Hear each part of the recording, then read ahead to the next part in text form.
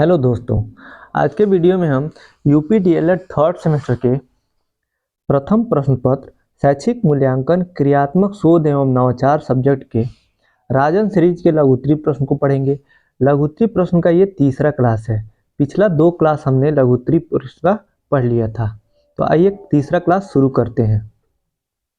इसमें हम लोग प्रश्न संख्या 25 से स्टार्ट करेंगे। प्रश्न संख्या 24 तक हमने पढ़ लिया था।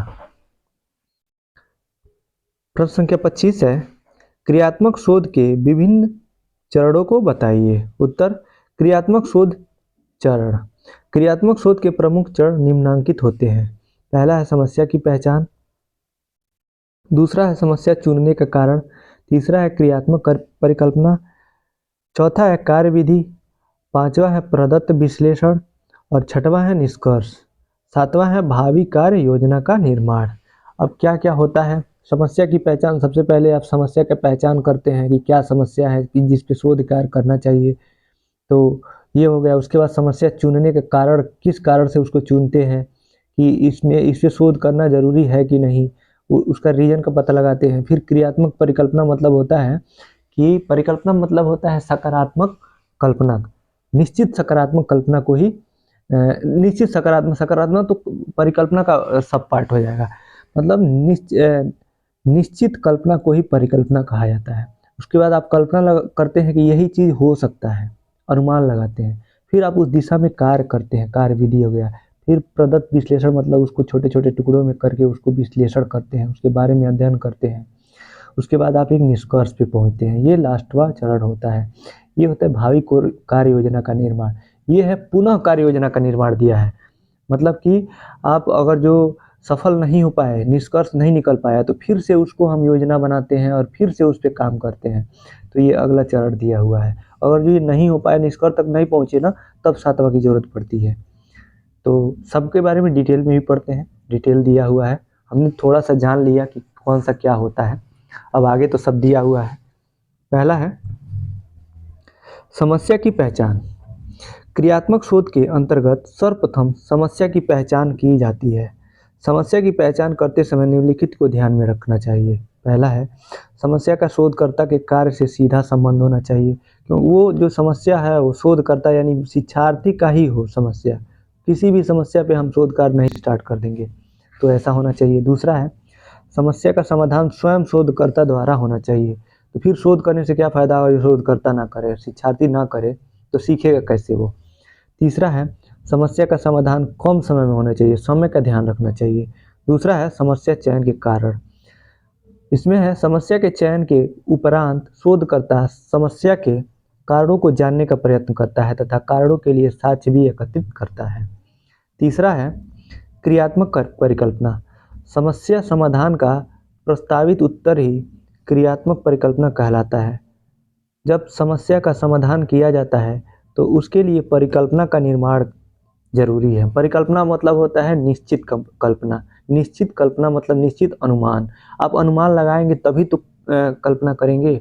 आप अनुमान ही ना लगाएं तो किस दिशा में आप शोध कार्य करेंगे। आप अनुमान लगाते हैं कि इसका ये उत्तर हो सकता है या इस डायरेक्शन में हम जाएं, इस पे शोध करें तो हमें निष्कर्ष पता चल जाएगा इसका। तो आप क्रियात्मक परिकल्पना उसी को बोलते हैं। कहाँ तक हो गया था हम लोग ने, यहाँ तक पढ़ा था। आगे है सर्वाधिक उपयुक्त सुझाव ही क्रियात्मक परिकल्पना कहलाता है। क्रियात्मक परिकल्पना से यह संकेत मिलता है कि समस्या का समाधान संभव है। आप अनुमान लगा के उस पे कार्य करते हैं तो आप निष्कर्ष तक पहुंच जाते हैं। चौथा पॉइंट है इसमें कार्यविधि, चौथा चरण है।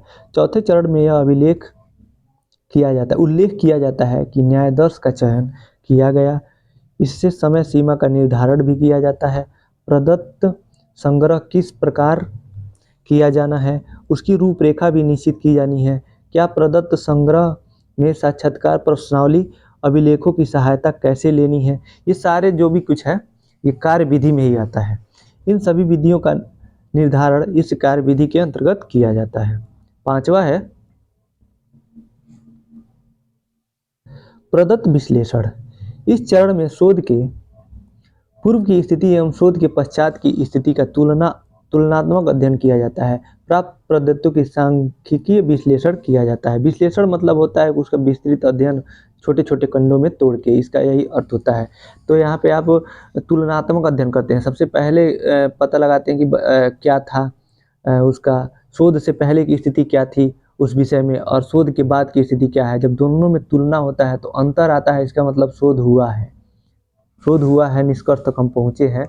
तो तुलना करने से ही तो पता लगेगा, और दोनों सेम होगा, जहाँ से हमने स्टार्ट किया था वही स्थिति इस बाद में भी रहेगी, तो इसका मतलब उस पर शोध कार्य नहीं हुआ है, मतलब वो हम लोग निष्कर्ष तक नहीं पहुँचे हैं। तो ये होता है प्रदत्त विश्लेषण, इसी को बोलते हैं। छठवां है निष्कर्ष। प्रदत्तों के विश्लेषण के परिणामों के आधार पर ही निष्कर्षों का प्रतिपादन किया जाता है। यह निष्कर्ष केवल नई जानकारी ही नहीं देता, बल्कि उन क्रियाओं की ओर भी संकेत करता है जिसमें समस्या का समाधान किया गया है। निष्कर्षों का सैद्धांतिक के बजाय व्यवहारिक रूप से स्पष्ट किया जाता है, क्योंकि इनके आधार पर क्रियाओं में सुधार कर परिवर्तन लाया जा सकता है। सातवां है, यहीं तक हो जाता है, निष्कर्ष तक ही चरण है इसके, लेकिन सातवां है भावी योजना का निर्माण। अगर जो वहाँ हम निष्कर्ष पे नहीं पहुँचते हैं तब हम सातवें की तरफ जाते हैं। देखिए अभी पता लगेगा पढ़ने से। सातवां है भावी कार्य योजना का निर्माण। क्रियात्मक शोध एक सतत एवं अनवरत चलने वाली प्रक्रिया है। यह आवश्यक नहीं है कि शोध समाप्त होने पर समस्या का 100% निराकरण हो जाए। क्रियात्मक शोध का तब तक निरंतर चलता रहता है जब तक समस्या का पूर्ण रूप से निराकरण न हो जाए। यदि समस्या का पूर्ण रूप से निराकरण नहीं होता है तो शोध कार्य पुनः किया जाता है। मतलब और जो आप उत्तर तक नहीं पहुँचे, निष्कर्ष तक नहीं पहुँचे, तो फिर उसका योजना बना के फिर से उसका कार्य निराकरण शुरू किया जाता है, उस पर शोध कार्य किया जाता है। तो भावी कार्य योजना का निर्माण, उसके बाद भावी मतलब आने वाले, उसके पुनः कार्य योजना बनाते हैं, फिर उस पर शोध कार्य करते हैं, वही है ये सातवां पॉइंट। प्रश्न संख्या 26 है, प्राथमिक विद्यालय में मूल्यांकन हेतु प्रश्नों में कौन कौन से प्रकार प्रयोग होते हैं। तो प्राथमिक विद्यालय हो या उच्च प्राथमिक विद्यालय हो, दोनों में 4 प्रकार के प्रश्नों का मूल्यांकन करने के लिए 4 प्रकार के प्रश्नों का प्रयोग होता है। पहला है वस्तुनिष्ठ प्रश्न, इसको बहुविकल्पी प्रश्न भी बोलते हैं। दूसरा है अति लघु उत्तरी प्रश्न, और तीसरा है लघु उत्तरी प्रश्न, और चौथा है दीर्घ उत्तरी प्रश्न। इन लघु उत्तरी और दीर्घ उत्तरी प्रश्न को हम लोग निबंधात्मक प्रश्न भी बोलते हैं। प्रश्न संख्या 27 है, क्रियात्मक शोध के अंतर्गत समस्याओं की पहचान करते समय किन किन तथ्यों की जानकारी आवश्यक होती है। मतलब क्या क्या हमको जानकारी होनी चाहिए क्रियात्मक शोध करने से पहले। उत्तर है, क्रियात्मक शोध के अंतर्गत निम्न तथ्यों की जानकारी आवश्यक होती है। पहला है समस्या का शोधकर्ता के कार्य से सीधा संबंध हो, कि मतलब कि वो जो शोध कार्य किया जा रहा है, जो कर रहा है, मतलब स्टूडेंट कर रहा है, शिक्षार्थी कर रहा है, तो उसी का समस्या हो, उसका सीधा उससे संबंध हो। दूसरा है समस्या का समाधान स्वयं किया जा सके, वो खुद उसी का समस्या वो खुद करे। तीसरा है समस्या का समाधान अल्प समय में हो, समस्या का समाधान करने के लिए समय का ध्यान रखा जाए। चौथा है समस्या के समाधान के बाद कार्य प्रगति का मूल्यांकन किया जा सके, तो उसके मतलब तुलनात्मक अध्ययन करके प्रदत्त विश्लेषण से उसका तुलना करके पता लगाया जा सके कि उसमें प्रगति हुआ है कि नहीं। इन बातों का ध्यान रखा जाता है क्रियात्मक शोध के अंतर्गत। प्रश्न संख्या 28 है, क्रियात्मक शोध के अंतर्गत प्रदत्तों का विश्लेषण किस प्रकार किया जाता है। उत्तर, क्रियात्मक शोध के अंतर्गत प्रदत्तों के विश्लेषण के लिए 2 स्थितियों को लिया जाता है। पहला है शोध से पूर्व की स्थिति, दूसरा है शोध के बाद की स्थिति। मतलब वही है, प्रदत्त विश्लेषण करके ही पता लगाया जाता है कि उसमें क्या बदलाव हुआ है, क्या परिवर्तन आया है, क्या निष्कर्ष निकला है। दोनों स्थितियों का तुलनात्मक अध्ययन करते, देखिए आगे दिया है, करते हैं और शोध से पहले की जानकारी एवं शोध के बाद की जानकारी अर्जित कर लेते हैं। इस प्रकार शोध में कितना लाभ हुआ है इसकी जानकारी हमें प्राप्त हो जाती है। प्रश्न संख्या 29 है, निदानात्मक परीक्षण से आप क्या समझते हैं, इसके उद्देश्य बताइए। निदानात्मक परीक्षण क्या है, देखते हैं। शिक्षक छात्रों के शैक्षिक कमियों के कारणों का पता लगाने हेतु जो भी वैज्ञानिक पद्धति अपनाता है और उसको अपनाने के क्रम में जो भी कार्य करता है वह निदानात्मक परीक्षण कहलाता है। बच्चे के कमियों का पता लगाना ही निदान कहलाता है और उन कमियों को दूर करके उनको शैक्षिक क्रिया को आगे बढ़ाना ही इसको हम उपचारात्मक शिक्षण कहते हैं। और निदानात्मक ये इसे कहते हैं कि उनके कमियों का शिक्षण विधि से उनके कमियों का पता लगाना, उनके इसको हम निदानात्मक परीक्षण कहते हैं।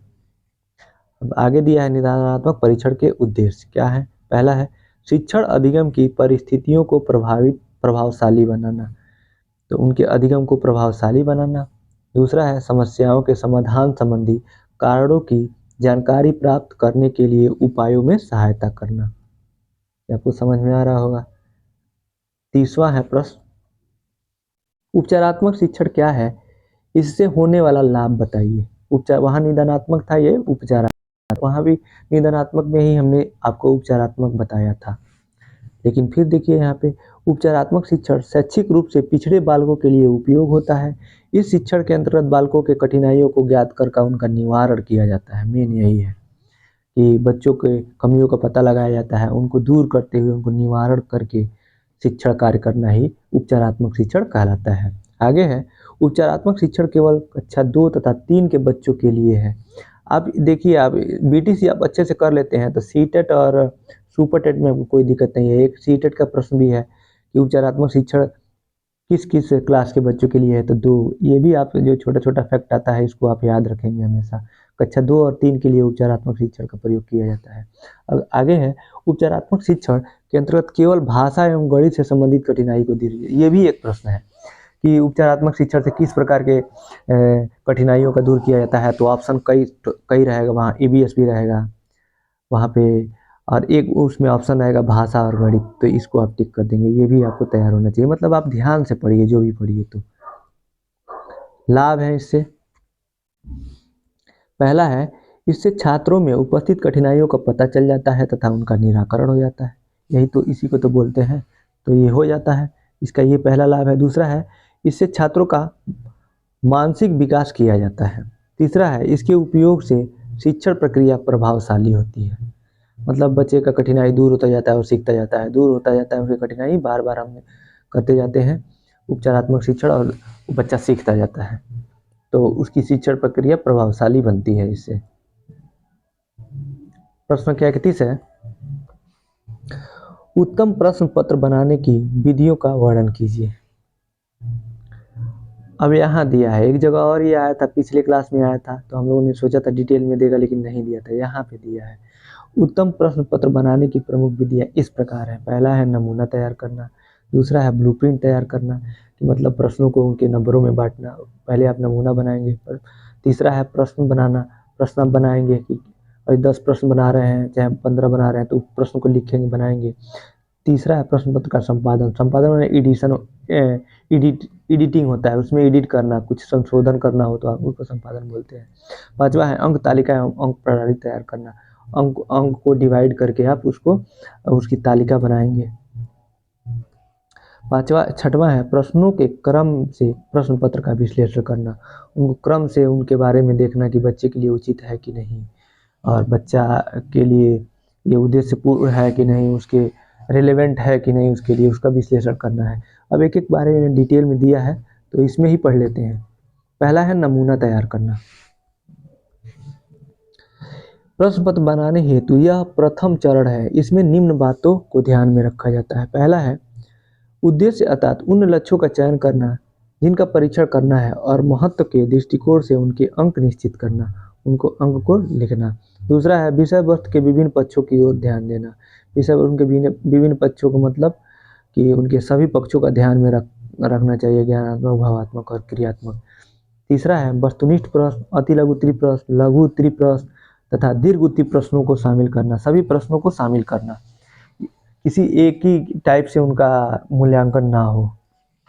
तो मतलब उसको अच्छा हम प्रश्न नहीं बोलेंगे, अच्छा प्रश्न है यहाँ पूछा है, अच्छा प्रश्न बनाने के क्या क्या गुण होने चाहिए, क्या क्या पद होने चाहिए, तो हम लोग बता रहे हैं। चौथा है विकल्पों की योजना, अर्थात संपूर्ण प्रश्न पत्र में समूचे तौर पर विकल्पों की व्यवस्था करना अथवा प्रत्येक प्रश्न के अलग अलग रूप से विकल्प देना। पांचवा है प्रश्न पत्र के भाग, उसके भाग भी होना चाहिए। क में आप मान लीजिए डाल दिए, भाग अ में डाल दीजिए आप बहुविकल्पी और अति लघु उत्तरी, और भाग ख में डाल दीजिए आप लघु उत्तरी और दीर्घ उत्तरी। ऐसे आप अच्छे से उसको बांट के तैयार करें प्रश्न। दूसरा है ब्लूप्रिंट।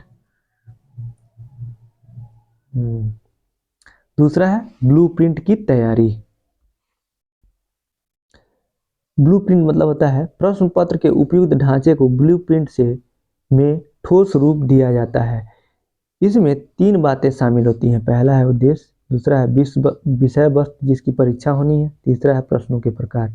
इन सब बातों का ध्यान रखा जाता है ब्लूप्रिंट में। और ब्लूप्रिंट में सभी प्रश्नों को निर्धारित किया जाता है, कौन सा प्रश्न कितने नंबर का है होगा। ये सारी बातों को ध्यान में रखने को ब्लूप्रिंट को बोलते हैं। तीसरा है प्रश्न पत्र बनाना। प्रश्न पत्र का निर्माण ब्लूप्रिंट के आधार पर करना चाहिए। इसमें तीन बातों का ध्यान रखना चाहिए। इसमें भी तीन बातें हैं, क्या क्या है? उद्देश्यों को परिभाषित करना, दूसरा है उद्देश्यों को विशिष्टताओं से में बदलना, तीसरा है विषय वस्तु की पूर्ण ज्ञान। उस विषय वस्तु का आपको पूर्ण ज्ञान होना चाहिए जिसके विषय में आप बच्चे का मूल्यांकन करना चाहते हैं, आप प्रश्न बना रहे हैं। ऐसा नहीं हो कि आपको खुद ना पता हो और बच्चे के प्रश्न में डाल दें आप वो प्रश्न। चौथा है प्रश्न पत्र लिखित संपादन। प्रश्न पत्र के संपादन हेतु निम्नलिखित बातों को ध्यान में रखना चाहिए। लिखित संपादन मतलब उसको लिखना चाहिए, उसको तो आप बनाएंगे तो लिखेंगे ना एक पेपर पे, तो उसी का ये चौथा पॉइंट है, उसमें आप ये करेंगे। इसका पहला पॉइंट है किन किन बातों का ध्यान रखना चाहिए। प्रश्नों को अलग अलग भाग बनाकर उनका एकत्रित करना चाहिए। जैसे भाग क ख में बांट दिया, उनको फिर से समराइज कर दिया। दूसरा है विषय वस्तुनिष्ठ प्रश्नों, अति लघु उत्तरी प्रश्नों, लघु उत्तरी प्रश्नों तथा दीर्घ उत्तरी प्रश्नों को उचित अनुपात में लेना चाहिए। कि आप इस बात का भी ध्यान रखें कि कौन सा प्रश्न आपको कितनी संख्या में लेनी है। अगर आप बच्चे का 1 घंटे का प्रश्न ले रहे हैं तो मान लीजिए आप 20 प्रश्न, छोटे छोटे 20 प्रश्न दे रहे हैं, तो 10 आप डाल दीजिए, या 5 डाल दीजिए आप, या 10 डाल दीजिए बहुविकल्पी, 5 डाल दीजिए अति लघु उत्तरी, और 5 आप डाल दीजिए लघु उत्तरी, और 2-3 या 3-4 डाल दीजिए आप दीर्घ उत्तरी। यानी सभी पक्षों का, सभी तरह के प्रश्नों को उसमें बराबर अनुपात में डालना चाहिए। ये नहीं कि हम 1 घंटे का पेपर ले रहे हैं, सारा बहुविकल्पी ही ले लिया या फिर उसमें अति लघु उत्तरी को शामिल ही नहीं किया, तो उससे सिर्फ बच्चे का ज्ञानात्मक पक्ष का ही परीक्षण हो पाएगा। मतलब स्मृति आधारित वो उसके ज्ञान का पता लग पाएगा। और जो आप बहुविकल्पी प्रश्न सारा दे देते हैं या फिर अति लघु उत्तरी प्रश्न दे देंगे सारा, तो उससे उसे भावात्मक पक्ष का पता नहीं चल पाएगा, बच्चे क्या सोचता है। जब लंबा आंसर लिखेगा तभी तो बच्चे का ज्ञान का पता लगेगा कि वो कैसे सोचता है, उसका भावात्मक स्थिति क्या है, उसके विचार क्या है। तो सभी प्रकार के प्रश्नों का समावेशन करके प्रश्न बनाना चाहिए। पांचवा है अंक तालिका का तथा अंक प्रणाली तैयार करना। वस्तुनिष्ठ प्रश्नों के लिए अंक तालिका तथा उत्तर तालिका तैयार की जाती है। अंक तालिका की विधि का प्रयास निबंधात्मक प्रश्नों का छोटे उत्तर वाले प्रश्नों के लिए किया जाता है। छठवां है प्रश्नों के क्रम से प्रश्न पत्र का विश्लेषण करना। उनको क्रम से सभी प्रश्नों को देखना चाहिए कि क्या ये ठीक है बच्चे के लिए कि नहीं। आगे दिया है इसमें प्रश्न पत्र के निर्माण के उपरांत प्रश्न पत्रों का मूल्यांकन किया जाता है। इसे प्रश्न पत्र निर्माता अपने प्रश्न पत्र के गुण एवं दोषों को भी ढूंढ सकते हैं। प्रश्न संख्या 32 है ब्लूप्रिंट क्या है। ब्लूप्रिंट विशिष्टीकरण सारणी को रूपरेखा बनाइए, अथवा प्रश्न पत्र निर्माण प्रक्रिया में ब्लूप्रिंट की क्या भूमिका है। भूमिका वाला प्रश्न 2018 में पूछा है। ब्लूप्रिंट ये अति लघु उत्तरी में आ चुका है, लेकिन यहाँ लघु उत्तरी में आया है। लघु उत्तरी में आया है तो यहाँ डिटेल में बताएंगे। सिर्फ ये नहीं बताएंगे ब्लूप्रिंट क्या होता है, उसको एग्जाम्पल से हम समझा भी देंगे। तो आइए देखते हैं। उत्तर है ब्लूप्रिंट की मदद से प्रश्न पत्र का निर्माण किया जाता है।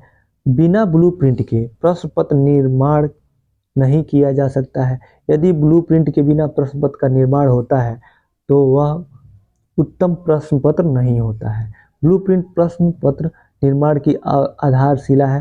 ब्लूप्रिंट की रूपरेखा नीचे दी गई है। ब्लूप्रिंट की रूपरेखा क्या है, रूपरेखा देखते हैं।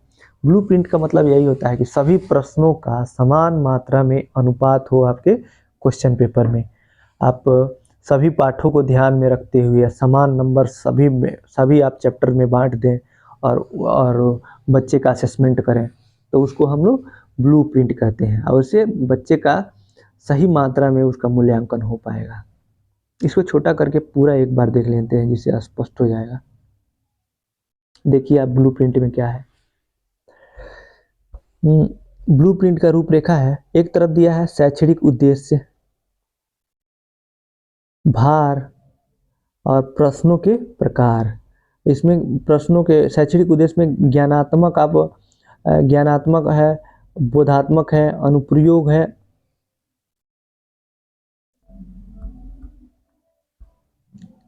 और यहाँ पे अनुप्रयोग है, बोध है, ज्ञान है, और यहाँ कुल अंक जो है। तो इसका कहने का मतलब है, मैं बताता हूँ आपको शैक्षणिक उद्देश्य क्या मिलता है। मतलब कि जैसे ज्ञानात्मक पक्ष वो होता है कि जो जिसमें स्मृति आधारित रटंत विद्या वाला जो रटने वाले प्रश्न है उसको 40% शामिल कर लें आप। जो समझने वाले हैं बोध आधारित, उसको 40% प्रश्न उससे होने चाहिए। और अनुप्रयोग जो है, जो प्रयोग आधारित, उसमें उसमें किसी घटना का वर्णन करना हो, या फिर जो कोई यूजेज वाले प्रश्न हो उसको 20%, ये सब मिला के 100% प्रश्न होने चाहिए। और प्रश्नों के प्रकार क्या क्या है, जैसे यूनिट है, यहाँ पे देखिए पार्ट का नाम है 1 2 3 4 5 6 7 8 यूनिट है, 8 यूनिट है। तो आप 8 यूनिट से आप देखिएगा कि ये है यहाँ पे ये टीएफ मतलब ट्रू फॉल्स है, एमसी मतलब होता है कि ये मल्टीपल चॉइस मतलब ये बहुविकल्पी टाइप है, और ये दीर्घ उत्तरी टाइप है, लघु उत्तरी टाइप है। तो आप 2 नंबर का ट्रू फॉल्स पूछा गया है यूनिट, और ये बहुविकल्पी है 2 नंबर का, और लघु उत्तरी है 2 नंबर का, यानी 6 नंबर का यूनिट 1 से पूछा गया है 2-2 नंबर में। तो देखिए ये ज्ञानात्मक में, बोधात्मक में भी 6 नंबर का पूछा है, 2-2 नंबर सबसे। एक हम समझा दे रहे हैं, आपको समझ जाएंगे। और अनुप्रयोग से संबंधित में ये ट्रू फॉल्स 1 नंबर का, और बहुविकल्पी 1 नंबर का, लघु उत्तरी 1 नंबर का, 3 नंबर का पूछा है, लेकिन प्रश्न बनाया गया है, लेकिन ये तीनों में से बनाया गया है। और ये टोटल हो के गया है 2 2 4 1 5 5 5 नंबर। देखिए सभी क्षेत्र से पूछा है, ट्रू फॉल्स, बहुविकल्पी और लघु उत्तरी, यानी सभी क्षेत्रों को। ये आप 5 नंबर किसके हो गए, 5 यानी 15 नंबर आपके हो गए यूनिट 1 से। अब यूनिट 2 से भी देखिए 1 नंबर ट्रू फॉल्स से, 2 नंबर बहुविकल्पी से, और 1 नंबर लघु उत्तरी से। ऐसे करके यहाँ भी 1 नंबर ट्रू फॉल्स, बोधात्मक प्रश्न में भी, बोधात्मक प्रश्न में 2 नंबर बहुविकल्पी, 1 नंबर लघु उत्तरी। यहाँ पे अनुप्रयोग में ये यहाँ पे ट्रू फॉल्स छोड़ दिया है, 1-1 नंबर पूछ लिया है। यहाँ पे 3 ही नंबर वो अनुप्रयोग से पूछा है। अब सबसे आप बराबर बराबर अंक बिल्कुल सेम नहीं न ले सकते, तो यहाँ पे भी देखिए ट्रू फॉल्स 2 नंबर का हो गया है, 5 नंबर का बहुविकल्पी हो गया है, 3 नंबर का लघु उत्तरी हो गया है। तो कहने का मतलब है कि आप सारे यूनिट से प्रश्नों को बांट के और आप क्वेश्चन बनाएंगे, और ट्रू फॉल्स को भी शामिल करेंगे, लघु उत्तरी को, और बहुविकल्पी को, सारे सब तरह के प्रश्नों को। ये भी ध्यान में रखना है कि ज्ञानात्मक से भी पूछा जाए, जो थोड़ा रटने वाले प्रश्न हैं, उससे भी बोधात्मक मतलब लिखने वाले हों, जो समझने वाले हैं, और अनुप्रयोग मतलब जो प्रयोग पे आधारित हों। इन सब का भी ध्यान में रखना है, और ट्रू फॉल्स, बहुविकल्पी और लघु उत्तरी को भी ध्यान में रखना है। और इधर ये भी ध्यान रखना है कि सारे पार्ट से भी क्वेश्चन पूछा जाए। तो इसी को हम ब्लूप्रिंट बोलते हैं, ब्लूप्रिंट की रेखा है। आप इसको तैयार कर लीजिएगा, 2-3 बार बना लेंगे। कोई ये इसको मत रटिएगा, जो ये अंक डिवाइड किया है ना, कोई ज़रूरी नहीं है आप 2-2 अंक, 3-3 नंबर का भी दे सकते हैं, 4-4 नंबर का भी दे सकते हैं, या किसी में आप 1-2 में 0 भी डाल सकते हैं, कि उसमें से वो नहीं भी पूछ सकते हैं। कोई ज़रूरी नहीं है कि जैसे यहाँ पे ट्रू फॉल्स नहीं दिया है वैसे ही है, तो 1-1 नंबर भी दे सकते हैं। अपने हिसाब से आप नंबर बांट दीजिएगा, लेकिन ये ध्यान रहे कि ज़्यादा अंतर ना हो, सबको मिला के आपको बच्चों से प्रश्न पूछना है। तो इसी को हम, इसका आपको समझ में आ गया होगा इसको बनाने का उद्देश्य कि क्या समझाना चाह रहा है। इसी को हम ब्लूप्रिंट बोलते हैं, कहते हैं। इसके आगे है अगला प्रश्न। वहाँ पे जो एम्प्टी दिया है ना, इसका मतलब होता है मिलान चिन्ह। तो मिलान चिन्ह से संबंधित वहाँ लघु उत्तरी मैंने बताया, वो भी ठीक है, ऐसा नहीं है कि वो लघुत्री नहीं हो सकता है। आप जब परीक्षा में पूछेगा इसकी रूपरेखा बनाएंगे तो वहाँ पे आप लिख सकते हैं अति लघुत्री भी लिख सकते हैं, मिलान चिन्ह की जगह पे लघुत्री भी लिख सकते हैं। उसको बस आपको बताने का ये तरीका है, आप एग्जामिनर को ये समझाएंगे कि सभी तरह के प्रश्नों का, जैसे कि ज्ञानात्मक, बोध, अनुप्रयोग, और इधर 40-40 और 20 इसमें अनुपात में बांटे हैं। फिर से इधर ट्रू फॉल्स और बहुविकल्पी है, यहाँ पे अति लघुत्री लिख दीजिएगा, लघुत्री लिख दीजिएगा। इन सब का भी ध्यान में रखेंगे, फिर इन सभी पाठों को भी ध्यान में रखने हैं। वो तीनों पक्षों को ध्यान में रख के प्रश्न बनाने को बता रहा है कि इसको हम ब्लूप्रिंट कहते हैं और अच्छे प्रश्न की विशेषता है ये। अगला प्रश्न है, अब उसको 2-3 बार बनाएंगे ना, ऊपर वाला तो तैयार कर लीजिएगा कि कैसे बनाए, क्या क्या रहेगा, मतलब हम उसमें जो तालिका बनाएंगे क्या क्या नाम है सबका। प्रश्न संख्या 33 है, व्यापक मूल्यांकन के उद्देश्य बताइए। उत्तर है, व्यापक मूल्यांकन के प्रमुख उद्देश्य निम्नलिखित हैं। पहला है छात्रों की दक्षताओं का मूल्यांकन करना। विद्यार्थियों की दक्षताओं का मूल्यांकन दक्षता आधारित मूल्यांकन से होना। दूसरा है छात्रों के संज्ञानात्मक पक्ष, भावात्मक पक्ष तथा क्रियात्मक पक्ष का मूल्यांकन करना। आप बस इतना जान जाइए कि व्यापक मूल्यांकन कब होता है, कि मतलब होता है कि सभी बच्चे का सभी पक्ष का मूल्यांकन करना, ज्ञानात्मक, भावात्मक, क्रियात्मक और कौशलात्मक, या क्रियात्मक को ही कौशलात्मक बोलते हैं, क्योंकि सभी पक्ष का मूल्यांकन करना और सतत मूल्यांकन करना। प्रश्न संख्या 34 है, बहुविकल्पी प्रश्न से आप क्या समझते हैं। बहुविकल्पी प्रश्न क्या है, जिसको हम लोग क्या बोलते हैं, इसको एक और वर्ड बोलते हैं बहुविकल्पी को, वस्तुनिष्ठ टाइप के प्रश्न, जिसमें देखिए पढ़ लेते हैं क्या, पहले से पढ़ के फिर समझते हैं क्या है ये। बहुविकल्पी प्रश्न मूल्यांकन के लिए प्रश्नों का एक प्रकार है। बहुविकल्पी प्रश्न की प्रमुख विशेषता यह है कि इसमें 4 या 4 से अधिक विकल्प दिए होते हैं, जिसमें से सही विकल्प चुनकर छात्रों को उत्तर देना होता है। शिक्षकों को बहुविकल्पी प्रश्न द्वारा मूल्यांकन करने में सरलता होती है। जैसे उत्तर प्रदेश की राजधानी क्या है, लखनऊ, दिल्ली, आगरा, भारत, ये 4 एग्जाम्पल हो गया, तो अब बच्चा लखनऊ पे टिक करेगा। तो इससे इस शिक्षक को भी सुगमता होगी सीखने में और बच्चे को भी इसको आंसर देने में सुगमता होगी। इसमें टीचर अपना व्यवहारिक प्रभाव नहीं छोड़ सकता है उत्तर पे, बच्चे को जो मूल्यांकन पे उसके व्यवहारिक ज्ञान का, उसके व्यवहारिक प्रभाव नहीं दिखेगा।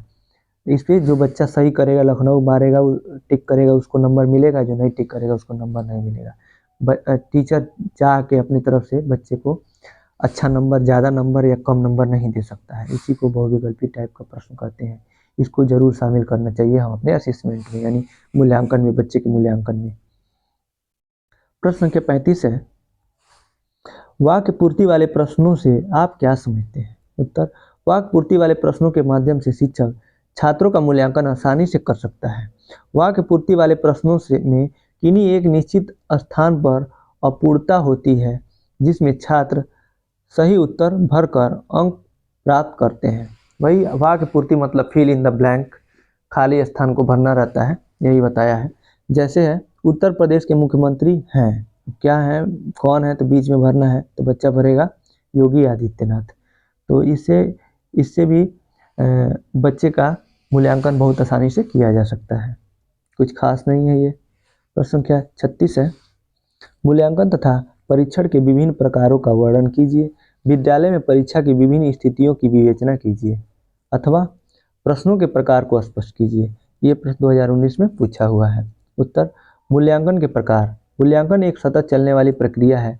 यह 2 प्रकार का होता है, परिणामात्मक मूल्यांकन, दूसरा है गुणात्मक मूल्यांकन। पहला है परिणामात्मक मूल्यांकन। परिणामात्मक मूल्यांकन निम्न भागों में विभक्त किया जाता है। पहला है मौखिक मूल्यांकन। परिणात्मक मूल्यांकन बेसिकली ये होता है, उसके मात्रात्मक ज्ञान का पता लगाया जाता है, यानी इसके 2 प्रकार होते हैं। देखिए, परिणात्मक मूल्यांकन में पहला है मौखिक परीक्षा। मौखिक परीक्षा का प्रारंभ ग्लेडाइट्स महोदय ने किया था। इसे सुकरात ने भी महत्वपूर्ण स्थान दिया था। देखिए, ये बहुविकल्पी में आया था, तो वहाँ पे हमने बताया था सुकरात ने इसको प्रमुख स्थान दिया था, महत्वपूर्ण स्थान दिया था, लेकिन इसका जब पूछा था, वहाँ पे पूछा था कि मौखिक परीक्षा का सर्वप्रथम प्रारंभ किसने किया था, तो ग्लेडाइट्स पे हमने टिक किया था। तो इसको आप याद रखें थे, बहुविकल्पी प्रश्न ये पूछा हुआ है। और जब आप अधिलघुत्री में या लघुत्री में लिख रहे हैं तो सुकरात का भी नाम लिख देंगे, इन्होंने महत्वपूर्ण स्थान दिया था।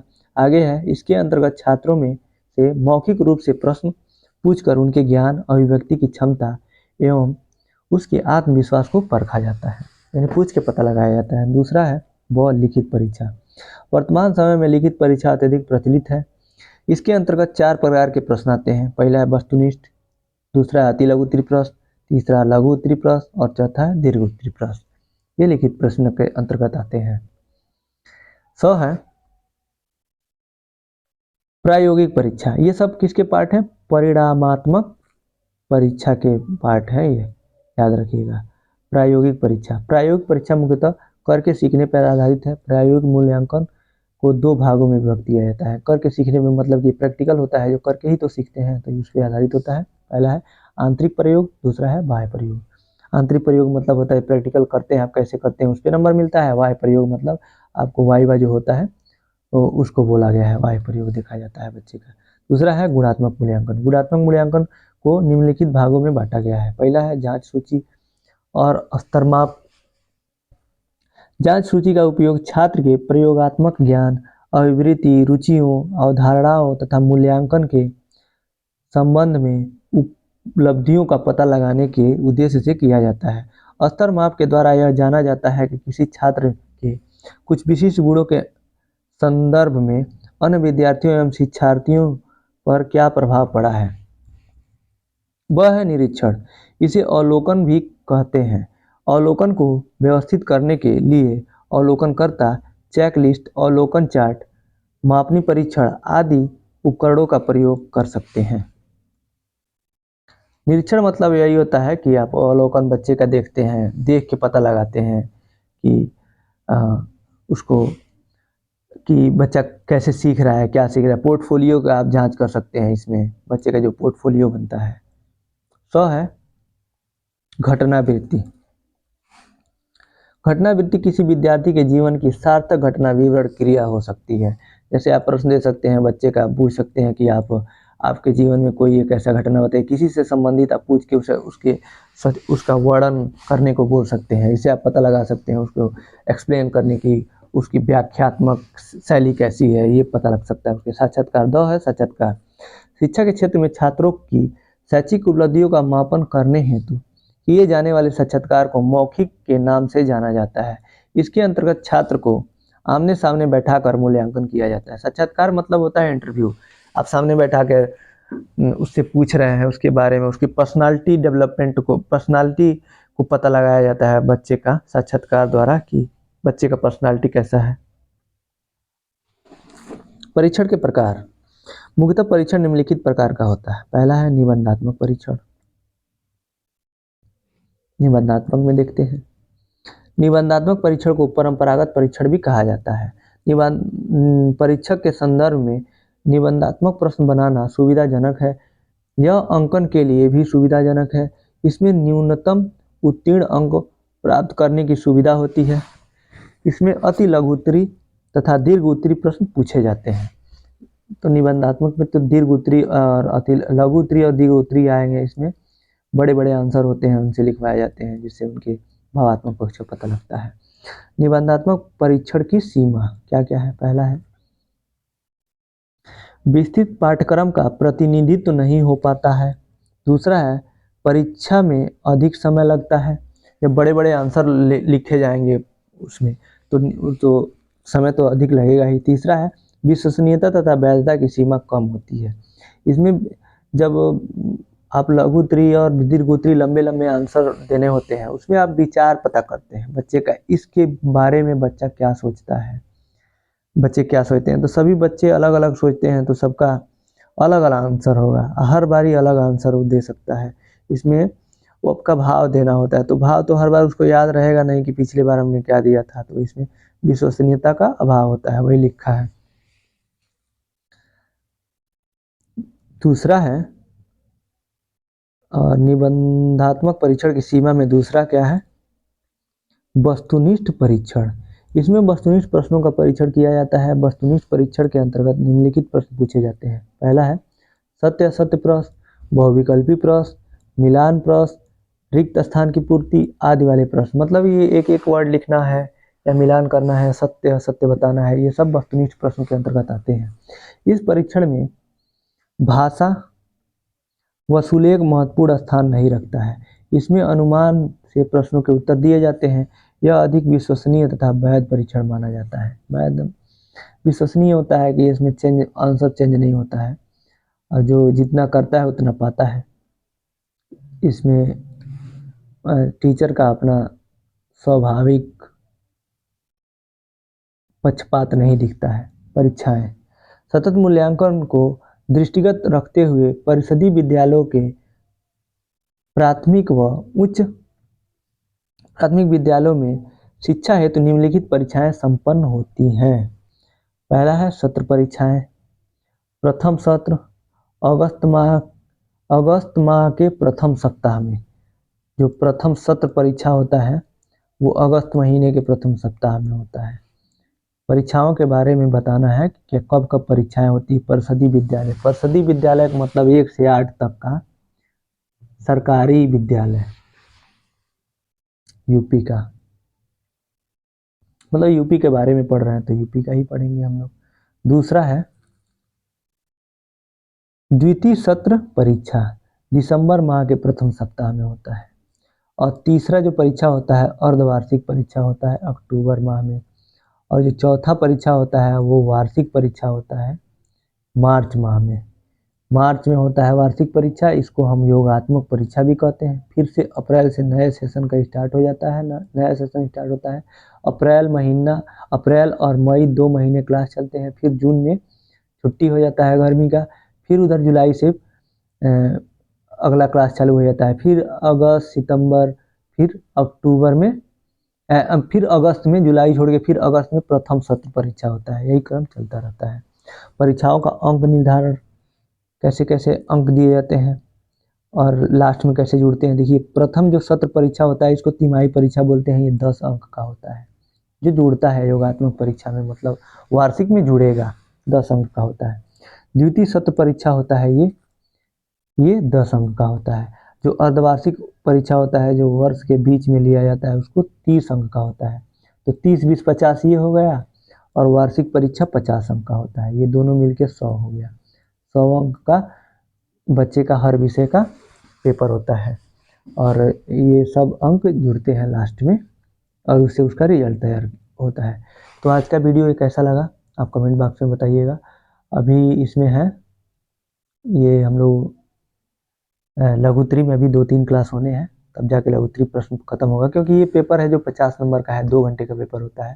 शैक्षिक मूल्यांकन, क्रियात्मक शोध एवं नवाचार, तो ये थोड़ा लेंदी है। तो आप पढ़ते रहिए, बने रहिए वीडियो के साथ इस वीडियो को देखने के लिए। और ये वीडियो आपको अच्छा लगा तो इसको लाइक कीजिए।